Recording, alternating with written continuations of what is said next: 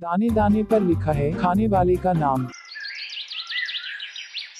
एक बार की बात है, जब एक गांव में एक सेठ जी अपने आंगन में बैठे बैठे कुछ सोच रहे थे। तभी एक साधु महाराज वहां से गुजर रहे थे। साधु महाराज सेठ जी से बोलते हैं, सेठ जी कुछ खाने को मिल जाता तो बहुत मेहरबानी होता, बड़े दूर से सफर करके आ रहा हूँ। साधु की बात सुनकर सेठ जी बोलते हैं, महाराज अभी आप यहाँ से जाओ, अभी मैं बहुत परेशान हूँ, अभी खाने के लिए कुछ भी नहीं है। फिर साधु जी बोले, कुछ खाने के लिए नहीं है तो कम से कम कुछ दान ही दे दो। सेठ जी बोले, महाराज दाने मुफ्त में नहीं आते हैं, अगर कुछ दाने बच गए तो मैं आपको बुलाकर दे दूंगा। एक आदमी सारे दाने कैसे खा सकता है?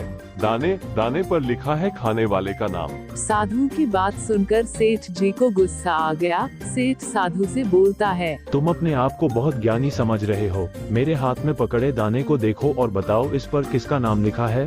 साधु मुस्कुराते हुए बोले, इस पर एक कौवा का नाम लिखा है, ये दाना उसी का आहार है। सेठ जी बोले, मैं इस दाने को अभी खाता हूँ, देखता हूँ तुम्हारा कौवा कैसे आके इसे लेता है। बोलते हुए सेठ जी ने उस दाने को अपने मुख में डाल लिया, पर वो मुख में ना जाकर सेठ जी की नाक में घुस गया। सेठ जी की सांस रुक गई और सेठ जी जोर जोर से चिल्लाने लगे, कोई मुझे बचाओ, मुझे सांस लेने में दिक्कत हो रही। सेठ जी की आवाज सुनकर आसपास के बहुत सारे लोग वहां आ गए।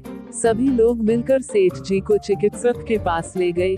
चिकित्सक ने अनाज का दाना निकालकर बाहर फेंक दिया और जैसे ही चावल का दाना बाहर गया, तुरंत एक कौवा आया और चावल का दाना को लेकर उड़ गया और पास ही की दीवार पर जाकर बैठ गया। साधु भी वहीं खड़े थे और सब देख रहे थे।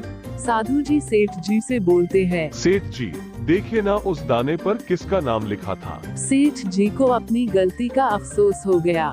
सेठ जी ने साधु से माफी मांग ली और आदर पूर्वक अपने घर से भोजन कराकर। तो दोस्तों, इस कहानी से हमें क्या सीख मिलती है?